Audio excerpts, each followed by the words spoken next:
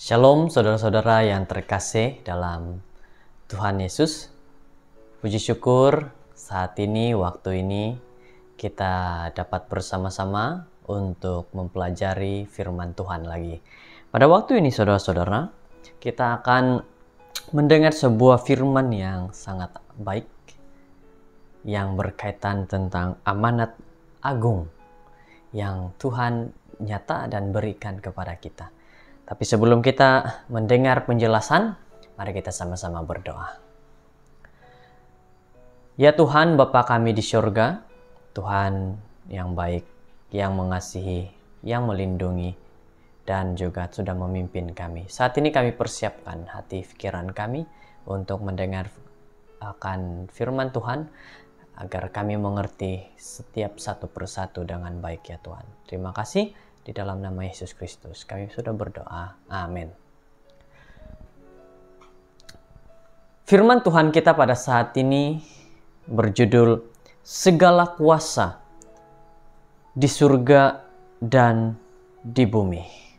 Ayat renungan di dalam Matius 28 ayat 18, di mana firman Tuhan ini berkata, Yesus mendekati mereka dan berkata, Kepadaku telah diberikan segala kuasa di surga dan di bumi. Kuasa dalam kerajaan Tuhan harus diberikan dan tidak boleh diambil. Yesus telah diberikan semua kuasa di surga dan di bumi karena dia rela tunduk kepada ketuhanan Bapaknya di atas. Bukanlah kehendakku, melainkan kehendak-Mu lah yang terjadi. Merupakan dasar kehidupan Yesus dan akan menjadi intipati kepada semua orang yang mengikuti Dia. Apa yang kita dapat pelajari daripada awal-awal firman Tuhan pada saat ini? Yesus benar-benar berserah sepenuhnya tentang kehidupan Dia. Apapun yang terjadi, Dia ikuti saja apa yang Tuhan ingin Dia lakukan. Apa yang Dia sudah serahkan dalam kehidupannya itu. Jadi saudara-saudara, kita dapat lihat sini, kita diajar agar apapun yang Tuhan inginkan kita lakukan dalam hidup kita, kita serahkan itu kepada Dia. Agar kita dapat melaksanakan segala tanggung jawab kita dengan sebaik-baiknya.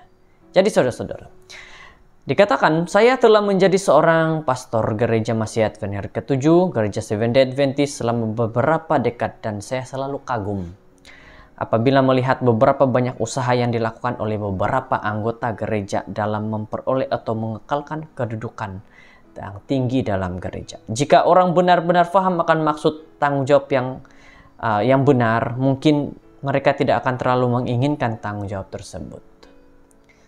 Karena kalau kita pelajari baik-baik, kata daripada tanggung jawab ini sangat-sangat besar, sangat-sangat berat jika kita ingin lakukan dengan sesungguhnya. Tetapi kebanyakan orang apabila mendengar, oh dia punya tugas seperti ini, tugas seperti ada keistimewaan, dan orang tidak inginkan nama tugas itu. Yang orang inginkan adalah keistimewaannya.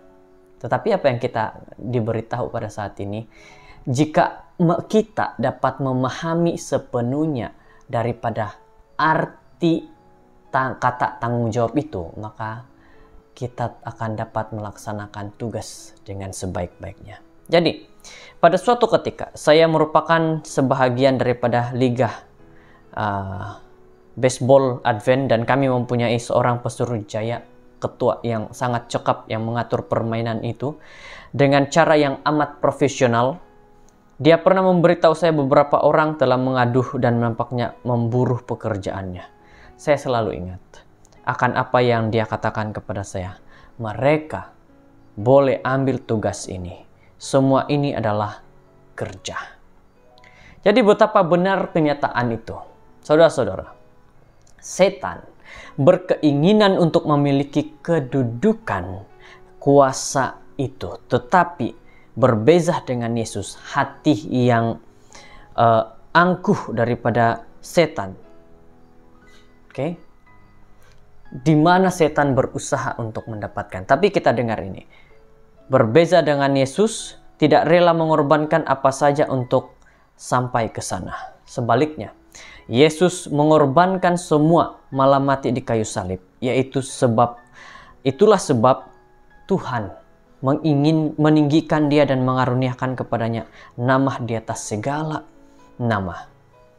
Jadi saudara-saudara, kita dapat melihat bagaimana Yesus benar-benar menyerahkan segala sesuatu, segala kehidupannya kepada Tuhan, terutama sekali dalam memberikan keselamatan kepada kita. Yusuf telah ditahan di penjara. Musa ialah seorang gembala yang telah dilupakan di padang gurun. Dan Yesus mati dan dikuburkan apabila Tuhan memanggil mereka yang berkuasa. Kita tidak perlu melambaikan bendera merah kita supaya dapat dilihat apabila tanggung jawab kita itu sudah dilaksanakan. Sama seperti Daud dipanggil dari ladang untuk menjadi raja seterusnya, Tuhan akan berkata kepada kita, kepada Anda, sahabat, silahkan duduk di depan. Kalau panggilan Tuhan seperti itu. Saudara-saudara, kita ingatlah bahwa apa yang Tuhan inginkan adalah kita datang kepada Dia, mendekati kepada Dia, sehingga kita apapun tugas tanggung jawab yang Tuhan berikan, kita bukan hanya anggap tugas yang ini dapat keistimewaan, tetapi kita betul mengerti apa tugas kita betul mengerti apa tanggung jawab kita. Maka kita akan ketahui apa pelayanan, apa tugas yang kita akan lakukan. Jadi mari kita sama-sama pelajari, fahami, saudara-saudara. Karena firman Tuhan pada saat ini, segala kuasa di surga dan di bumi. Dalam ayat renungan Matius 28 ayat 18, Yesus mendekati mereka dan berkata, "Kepadakulah telah diberikan segala kuasa di surga dan di bumi." Bermaksud segala penyerahan sudah diserahkan kepada Yesus. Dan pada saat ini kita juga diajarkan untuk berserah sepenuhnya hanya kepada Tuhan, dan diri kita berikan kepada Tuhan. Kiranya Tuhan memberkati, dan mari kita sama-sama fokus kepada Tuhan diri kita. Dan jangan kita fokus kepada dunia ini, tapi fokuslah kepada Tuhan. Kiranya kita diberkati hari ini dan kita diberikan kekuatan dalam setiap apapun yang kita lakukan dan alami. Terima kasih. Shalom. Mari kita berdoa. Ya Tuhan Allah Bapa di surga, kami berdoa berterima kasih kepadamu.